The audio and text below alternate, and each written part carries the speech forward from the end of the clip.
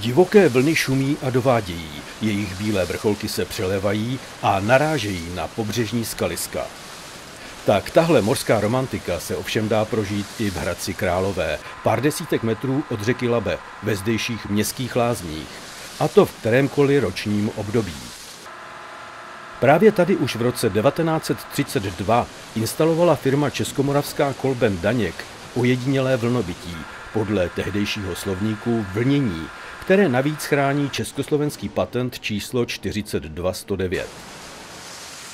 Umělé vlnobytí je unikátním zařízením, které bylo od počátku vyhledávanou atrakcí. Rameno vytvářející vlnobytí připomíná lopatu. Uvádí ho do pohybu olejový stroj poháněný velkým elektromotorem, vážícím 1000 kg.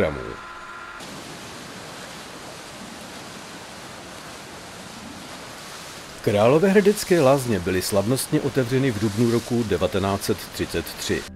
Budova byla postavena podle návrhu architekta Oldřicha Lisky.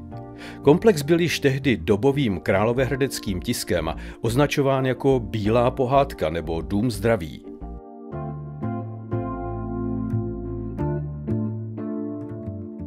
V rámci rekonstrukce královéhradeckých městských lázní byl stroj opět uveden do provozu v roce 1998. Je v podstatě evropskou raritou a tak není divu, že v roce 2014 získalo královéhradecké umělé vlnění nejvyšší ocenění atrakce roku v soutěži Hledáme top aqua zařízení. A to mezi 40 českých akvaparků se všemi supermoderními atrakcemi dneška.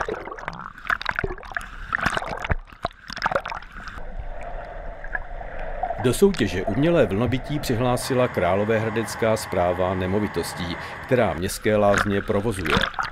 Strojovna jako ukázka řemeslné dovednosti našich předků je dnes k vidění za prosklenou stěnou Královéhradeckého akvacentra.